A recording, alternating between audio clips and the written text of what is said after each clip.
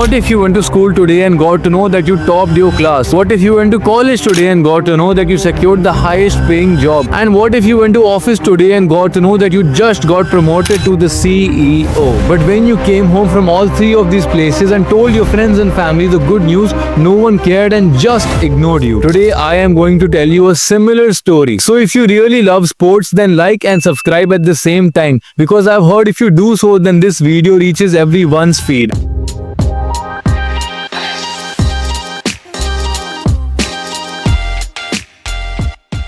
I do not need to remind you that every time Indian football achieves something, it is often ignored. But every time we fail miserably, it is given a lot of attention. And yes, maybe this video is not about Sunil Chhetri retiring or the next captain of the Indian football team or the ISL, because in some sense, this video is much bigger than all of that. All of us know that Vaibhav Sooryavanshi is a 14-year-old cricketer from Bihar who plays for the Rajasthan Royals and more importantly, the Under-19 Indian team. Today's video is also about Under-19 but not cricket. It's about football. Because what the Under-19 team just did in the SAF tournament is not normal, and let me share with you their journey. India started the tournament with pure dominance. Their opening match with Sri Lanka was nothing short of spectacular. With an 8-0 victory, Sri Lanka ate too much. The Indian team showed no mercy and it was football at its best. Next came Nepal, another 4-0 solid win. India's defense gets a lot of credit, but their attacking was super sharp. The team was showing incredible skills but still no headline and no hype. As the tournament progressed, India's winning streak continued. The semi-finals against Maldives was expected to be tough, but still India proved to be superior, and again winning with a score of 3-0. At this point, India had scored 15 goals and conceded 0. This type of performance will be celebrated by any football-loving country, but in India, only a handful of people knew about this. And the funniest part is IPL did not take away all the attention, because IPL was suspended from 9th to 17th May, whereas the SAF tournament